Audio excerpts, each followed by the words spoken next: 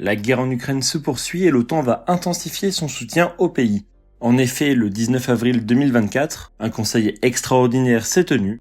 Il réunissait Jens Stoltenberg, le secrétaire général de l'OTAN, Volodymyr Zelensky, le président ukrainien, ainsi que les ministres de la Défense des pays de l'Alliance. À l'issue de ce conseil, les pays membres de l'OTAN ont décidé de fournir à l'Ukraine un plus grand nombre de systèmes de défense antiaérienne. Nous ne pouvons plus attendre que des décisions soient prises. Tels sont les mots du président ukrainien, qui était présent à ce sommet via visioconférence et qui a souhaité exprimer l'urgence de la situation. En réponse et en conclusion, Jens Stoltenberg a déclaré, je cite, « L'OTAN a vérifié les capacités existantes au sein de l'Alliance et il y a des systèmes qui peuvent être rendus disponibles pour l'Ukraine. Je m'attends donc à de nouvelles annonces sur des systèmes de défense antiaérienne. » Fin de citation. Cette annonce concerne notamment des systèmes de défense Patriot qui devraient donc être envoyés à Kiev. Le système Patriot est un système de missiles solaires américain qui est capable de déjouer des attaques de missiles balistiques. Si les États-Unis sont les principaux utilisateurs de ce système de défense, plusieurs autres pays l'ont également adopté.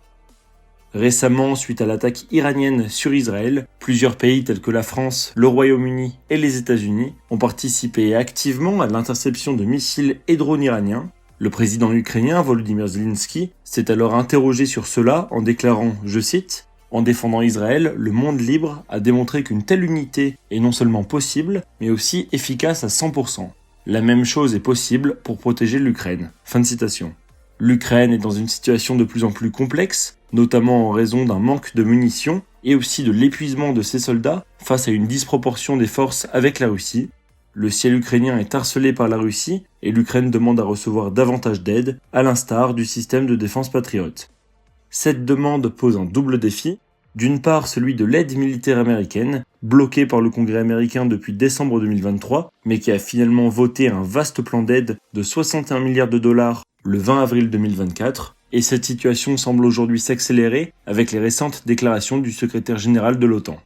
D'autre part, le défi de l'aide militaire européenne, dans un contexte où les Européens tentent de rattraper des années de désarmement, tout en essayant de répondre à un besoin immédiat en raison du conflit de haute intensité près de ses frontières.